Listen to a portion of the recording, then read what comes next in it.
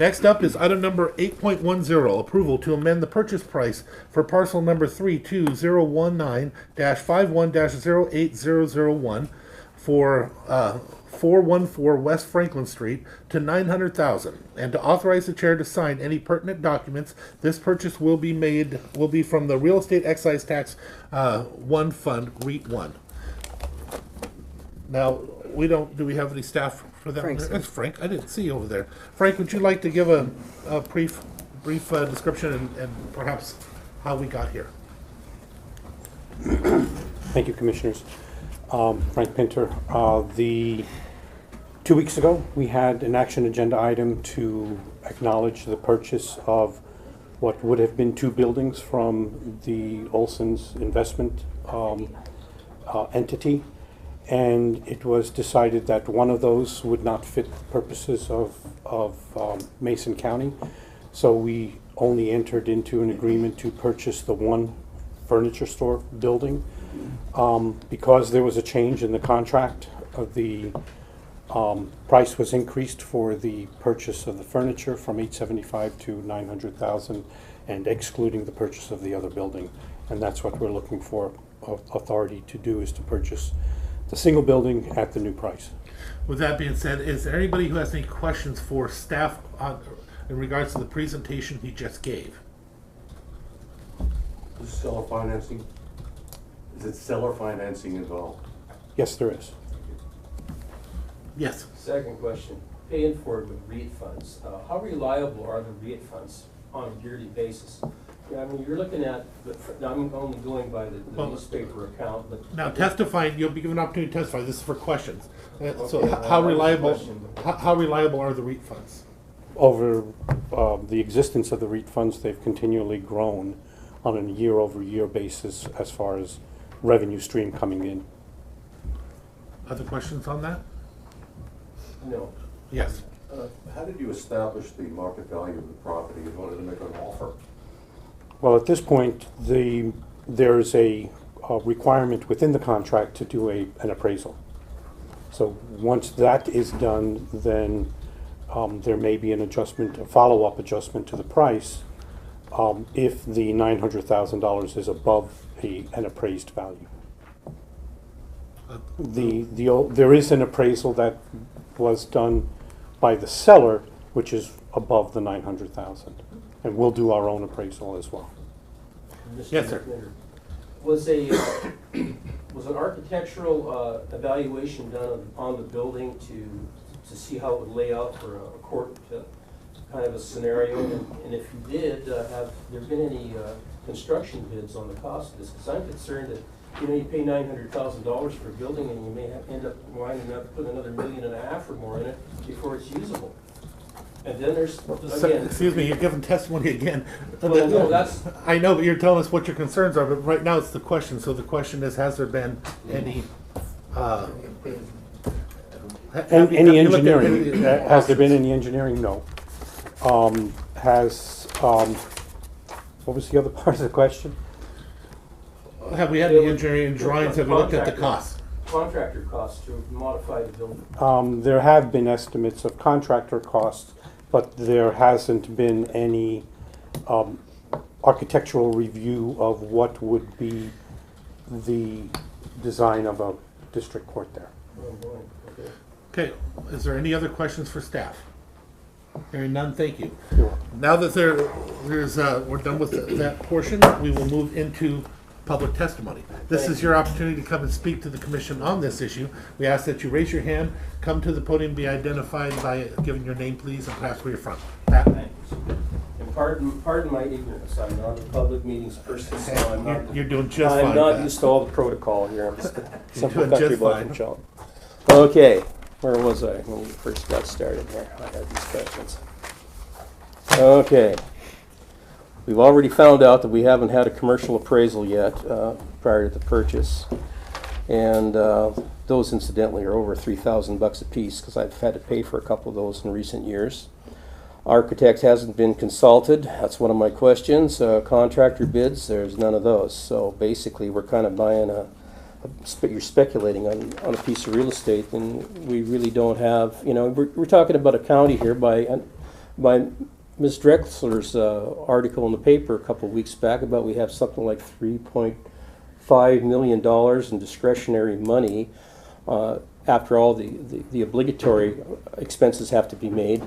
And I'm kind of wondering, you know, I don't want to see a situation down the road where the, you know, when you people aren't sitting at this desk here, somebody else is sitting there, and we've got a financial crisis because either the REIT funds weren't what they were supposed to be, or for some reason we had an emergency out here and we couldn't come up with the money to pay the contract off on the building, you know, and the whoever it is, it's not going to be you. Whoever's sitting back there is going to have to go to the taxpayers to bail this thing out. And you know, that's something that really bothers me. I'm sitting here every year now. I have a home and I have a commercial building, and I'm paying this county over 17 grand a year. Every year, I got to pay it, just like everybody else does. And as far as I'm concerned, I'm getting nothing for the money. We've got up in our business neighborhood on Golden Pheasant Road, we've got a real problem up there with crackheads and drug abuse and people making meth and crap up there, and nothing's getting done about it. But by God, I have to pay the county $10,200 and something every year for the privilege of operating in that building, and I find that almost offensive at times. I was going to ask also, with Mrs. Olson's selling the property to the county, is Mrs. Olsen going to be exempted from having to pay the REIT tax herself as a seller? Because that's what the REIT tax is. It's a 3% tax you have to pay on the sale of your house or building or whatever it is. So, you know, that's another question. Has she been exempted from paying the REIT tax on the $900,000? Are we going to get any relief there? And priorities. You know, here in Mason County, what I'm seeing now is we're, like I think Mr. Davis said the other day, we've got this new growth industry called criminal justice.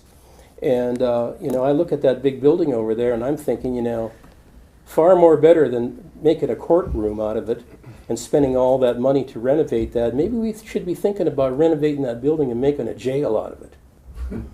Well, no, I'm not kidding you. Think about it. You got 12. You have enough. I don't know how many cells you'd be able to get in there, but you know, with the opportunity to rent space to other counties that haven't got jail space, if you had, based on what I've read about the estimate of the cost of keeping a person in jail in this state, it runs about $106 a day.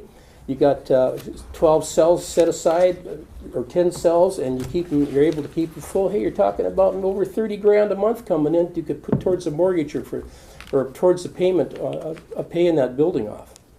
See, and as far as additional court space, I understand that, but we have to have a place to lock people up when they do bad things. We're releasing too many people back out on the street. I have seen some personal friends of mine that have had problems, have had their rights abused by people that were supposed to have been arrested and they couldn't put them anywhere.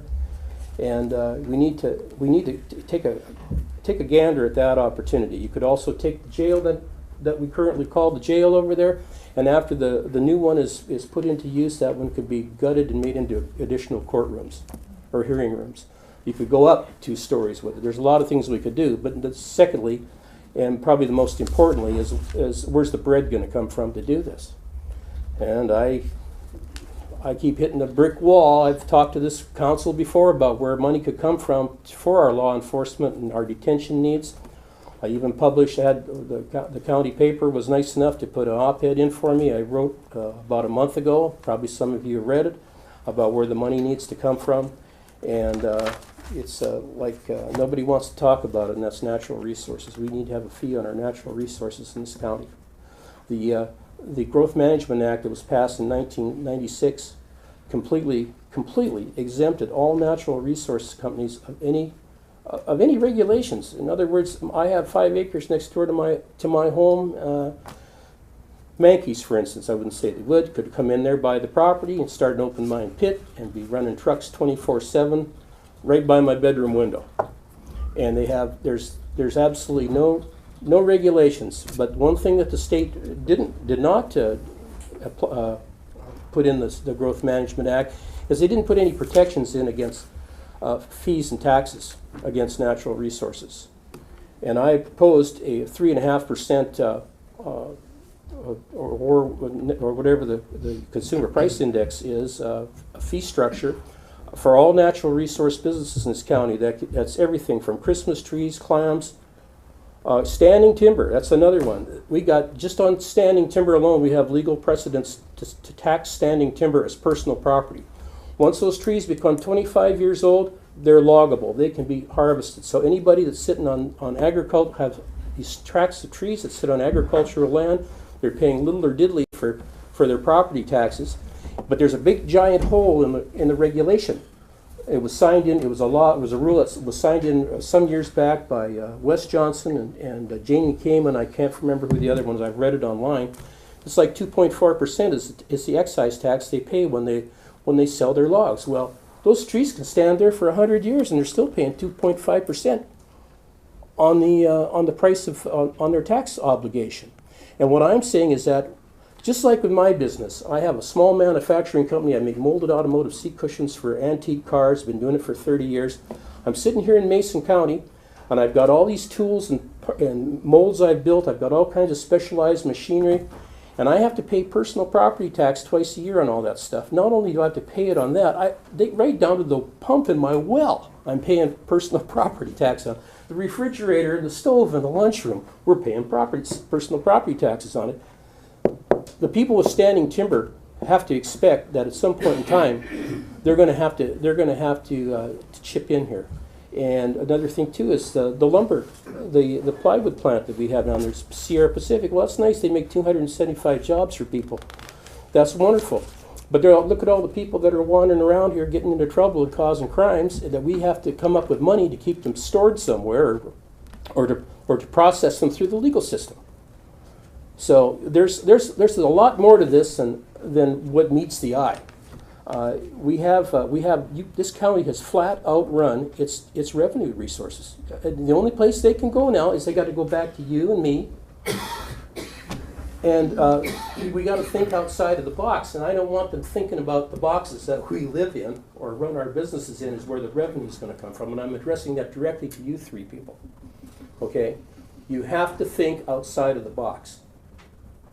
And until we do that, we're going to be having money problems, and and we're going to have people running around that should be in jail. And as far as the court goes on this Olsen building, well, that's a fine idea, but the priority is detention, detention, detention. We have to have a place to detain people safely. And actually, it's a little bit overkill for a county jail this size, but we can rent some of that out. And there are counties that will rent space from us. That's a revenue stream. That'll help make up for the loss of tax revenue for not sitting there as a store anymore. That's the way I see it. And I don't want to end up like a lot of. I've seen this happen before. I came from the Maple Valley area, Covington, eastern Kent, and mostly out there. When I grew up out there, just poor working folks, guys that worked at Kenworth and Boeing for $2.50, $3 an hour. Kids went to school dressed like raggy muffins. You don't see that today. You see multi-million-dollar homes out there. People like that have just basically got taxed off their places, and I don't want to be like a lot of folks where I'm going to end up living in a rundown single wide and beside a cranberry bog out in Pacific County somewhere because I couldn't afford to pay the taxes here in Mason County. And there's going to be a lot of people. And I've also, in my proposal that they published in the paper for me, I also put an exemption in there for freezing the property taxes on dwellings for people 65 or over. I think would be a good idea. And if you have 3.5% coming in on the natural resources in this county, that should be no problem. The money's there. It's there. It's right in front of us. It's just there for the taking. But unfortunately, I don't think it should be done by. As I've looked at the problem, I don't think it should be done by a commission edict. I think it needs to be done with an initiative that's been put on the ballot and passed by the people, so somewhere down the road we don't lose that. If we win that, we don't lose that revenue stream because big money has influenced the commission by getting their people elected into the commission, and then they take and revoke what, say, you folks put in, which I know you won't do. So it needs to be put in by an edict, by an initiative. And it's something that I've been looking at. I've been looking for partners to help get this initiative together, people to sign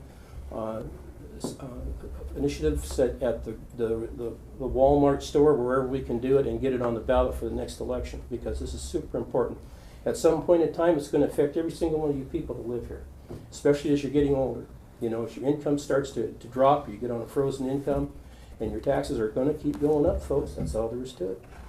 You can count on it. So anyway, I thank you very much for your time, and my name's Pat Burke, American Cushion Industries. If you want to talk to me, I'm in the phone book. Thank you. Thank you, Pat. Yep. Is there anybody else who would like to testify, please?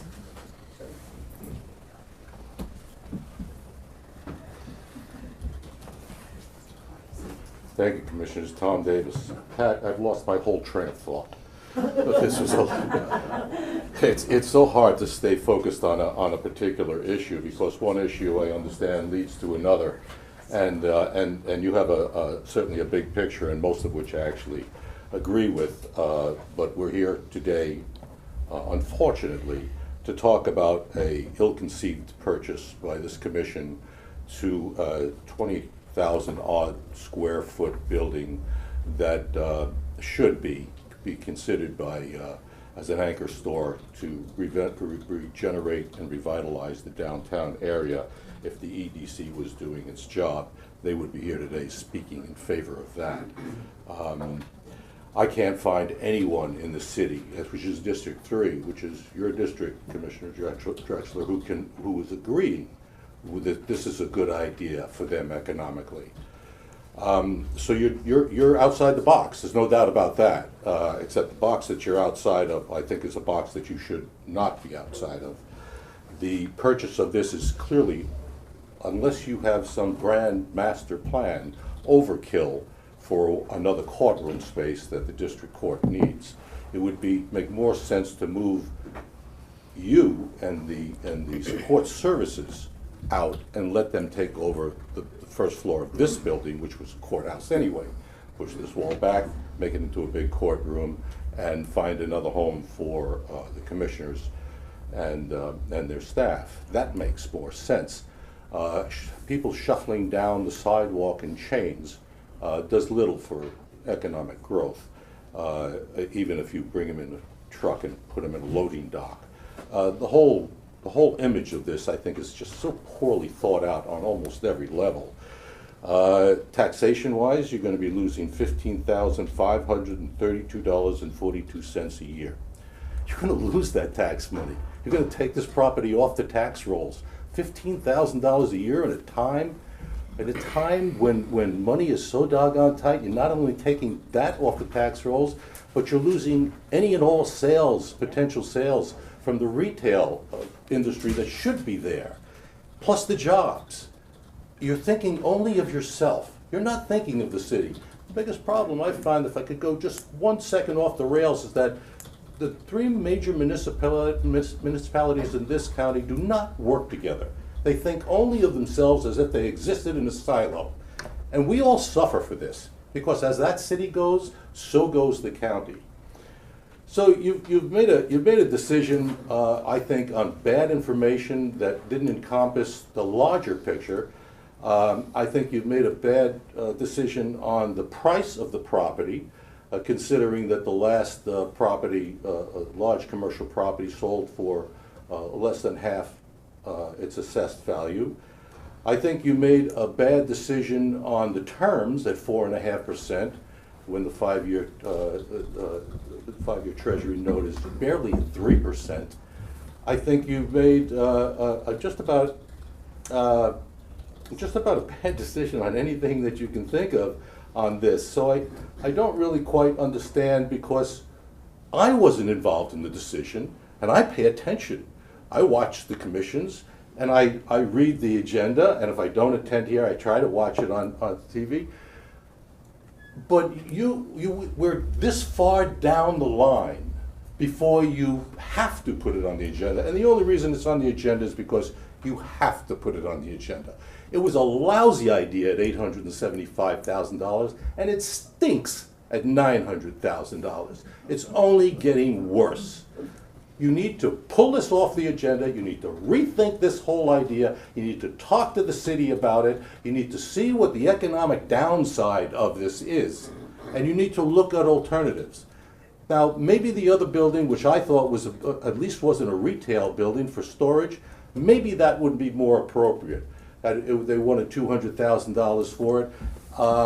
It doesn't expand, it does actually expand the campus south of Franklin Street, but that would be a compromise. I'd love to see this campus stay here. I don't want to see government grow. 3 people came to office saying you're going to have to make smaller, more efficient government. That hasn't occurred. And now the actual physical footprint of government is growing down 1 block off the major thoroughfare, 1 block off Railroad Avenue, 1 block off dying Railroad Avenue, 1 block where there's 4 other stores, retail outlets for sale today between Coda Street and Franklin Street. On one side of your business corridor, you're going to put, and this is maybe a choice of necessity, but you're going to be putting a long-term chemical dependency mental health facility, and on the other side, you're going to be putting a courthouse complex. There's got to be a better way. There's got to be a better way, because you're killing downtown. I'm not a big fan of a lot of things that happen downtown, but once they put the 7-member commission in, things started to change. I actually said, wow, something's happening here, because there's not 3 people making decisions that affect all of us. There's 7 people. Start thinking like 7 people. Thank you. Is there anybody else who would like to testify on this issue? Hearing none, we will close public testimony and move to commissioner deliberations. Commissioners? Well, I guess I'll get started, Mr. Chair. Again, I appreciate the comments, Pat and Tom, again on this item. On one hand, we hear we have an issue with crime and crackheads, and then at the same time we're being asked to not address criminal justice needs in the county. We have an opportunity to address the space. I don't know how many people in this room or how many people watching have been over in the courthouse. Take a trip over there, see what it's like inside there. 100-year-old building. I was there for a courthouse security meeting a few weeks ago, and they were getting ready for a jury trial, and there were jurors stretched from the main courtroom on the 2nd floor all the way down to the metal detectors at the front door. I have a responsibility to address that public safety issue. We want to put people in jail. Where does that start?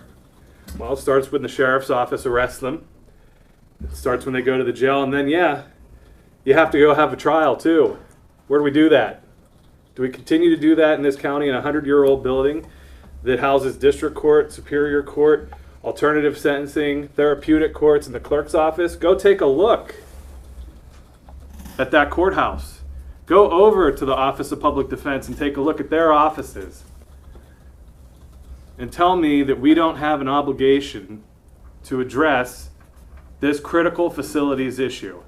I can't control the everyday operations of the court, can't control the everyday operations of the sheriff's office or the jail or the prosecutor's office or the clerk's office. But what I can do is I can give them a fighting chance by providing them with the facilities that they need to do their job and to hold people accountable. And I know that this isn't the sexiest move government can do. That's not why we're here. We're not here to do the flashy things. We're here to do the things that need to be done. And not addressing that issue would be adverse to what we're here to do. Tom made a great point. Where is the EDC? Olsen's Furniture had written all over their building for months that they were going out of business. Where was the city?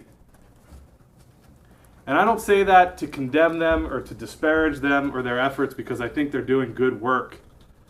But I'm saying this was no surprise that this opportunity was going to be available to anybody.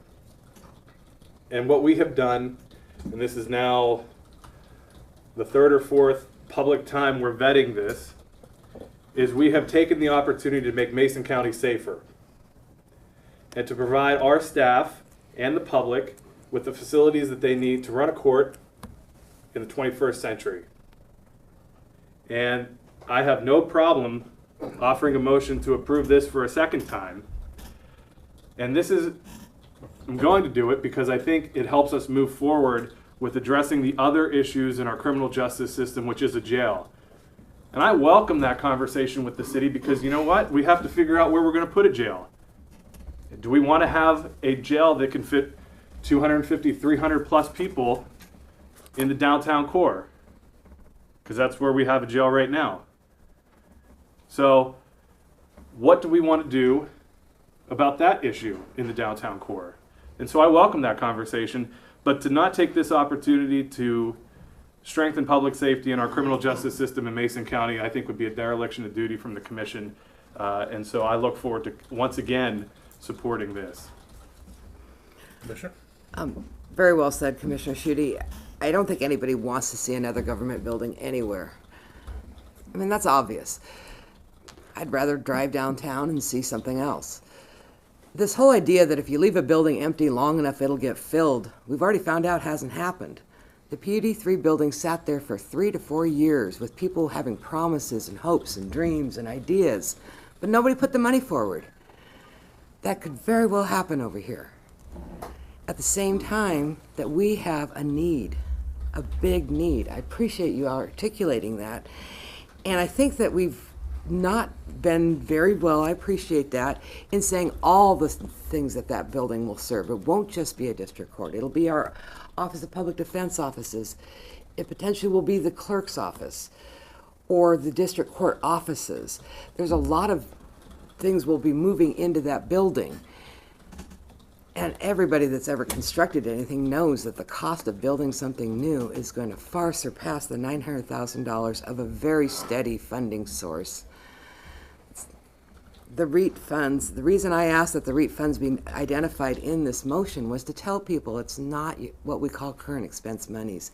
This is money that can only be used for buildings and parks and maintenance of those parks and buildings. And so we're not robbing Peter to pay Paul here. This is the very appropriate funding source of it for this very definite purchase. Just to address, these people, some people have said how much they're paying in property taxes. I want to ask them how much of that $17,000 bill, Mr. Burke, is actually going to the county? How much is going to the state? How much is going to your school district? How much is going to your fire district? I suspect it's a very small number. I also want to address Mr. Burke's, I do never want to get into the business of selling jail space to other counties as a potential way to make money. We tried that. We were told that we should consider that of our current jail, and then we put it into our budget as a revenue source and never saw it happen. Never going to go there again. I wouldn't go there. And priorities. The priorities we have as a county is to serve the needs of the service, to make sure that we can provide the services, and they're struggling over there with the space needs, and this was, I think, a very good opportunity to get at a pretty decent price something this county needed. It's not sexy, it's not what people wanted to be able to herald like a new park or something like that, but it's definitely what we do. County government's boring. We do things like put people in jail and have courts and collect your taxes on behalf of the state. And so this is just something that needs to happen in the county seat of Shelton, Washington. So I support this purchase. Thank you, Commissioners. I also will touch on a few of those things. First, the question about appraisal. I want to clarify. The way it works is you put a bid in for the property, you sign for the property, then you get an appraisal. You cannot, as a government entity, pay more than its actual value. We don't have that as a luxury. That isn't how it works. And you don't do the appraisal first, you do it afterwards. Because you spend the money, you don't even know if you're going to get it because they haven't accepted a bid from you. And whether or not it's all publicized, as I said earlier, it isn't for a good reason. Anybody that follows anything to do with government or real estate, when a government entity goes after a piece of property, others try to get in front of it because they know they need it and they try to run the price up. That's why all governmental entities are allowed the idea of having a closed session or a session not open to the public so you can have those discussions about what price to offer. I want to make the same points that were made before. The 17,000 that Mr. Burke mentioned, I can assure you that's not the county's share of his building. That's not how it works.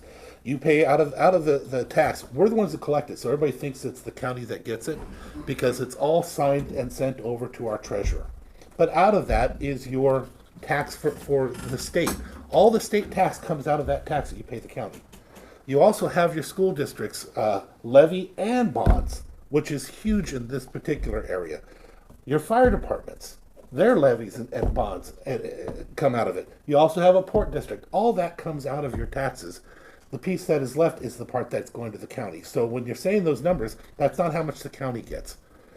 I also want to clarify that REIT funds is 1.78 is the actual amount that the tax is. I know that firsthand as a realtor.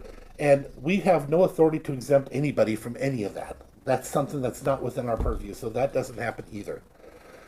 The building itself, and why would we do it? There's been a lot of talk for a long time about having a criminal justice building. It's a desire for many because they are so overcrowded. They are dealing with such small, tiny rooms that they don't even have a room for the jury to actually meet at times. People are bumping over the top of each other. We're down in the basement now trying to make little spaces out of anything we can just to keep things going. And then on top of that, you have a portable out here where we have another court that's happening. But here's the problem that came with the whole criminal justice system. They're looking at a criminal justice building that would have housed everything.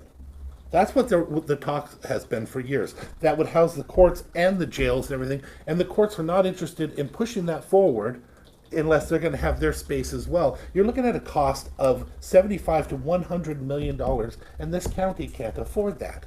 I'm sure we all know that. Now, we're having our discussions about whether or not to go out to build a jail.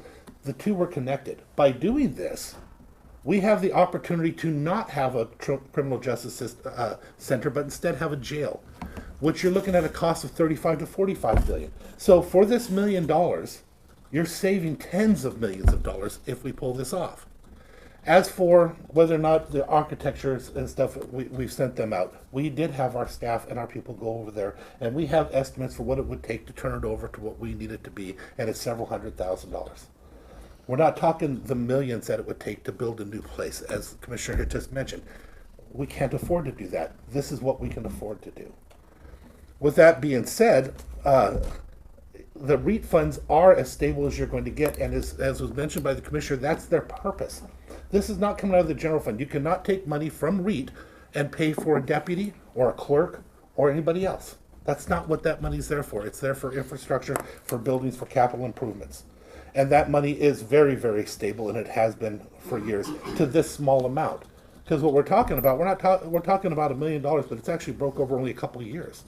So that money's going to be there, and that's not sunsetting, that clause. So we have no issues to worry about there. And one other thing I want to mention, there are many buildings for sale. Many buildings, not just 4.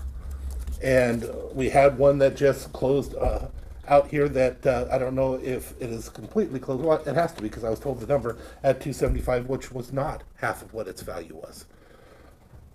And for us, again, the value that we pay will be based upon appraisal, which is the actual legal way to define value, not off of the hope and a prayer. As a matter of fact, it's believed that we're probably going to get it for less than its value at the current time. So with that being said, I also will be voting in favor of this, and this is our way of thinking outside the box to avoid spending an additional $40 million on something we can do for $1 million. Mr. Chair, I move approval of item 8.10, approval to amend the purchase price for parcel number 32019-51-08001 for 414 West Franklin Street to $900,000 and authorize the chair to sign any pertinent documents. This purchase will be from the Real Estate Excise Tax 1 Fund, REIT 1. And I'll second. It has been moved and seconded for the approval of the amended purchase price for parcel number 32019-51-08001, which is known as 414 West Franklin Street, to $900,000, and to authorize the chair to any pertinent documents, to sign any pertinent documents, what that's supposed to say. This purchase will be from the Real Estate Excise Tax 1 Fund, otherwise known as REIT 1. Any further discussion? All in favor signify by saying aye. Aye. Aye, the motion carries, and it passes.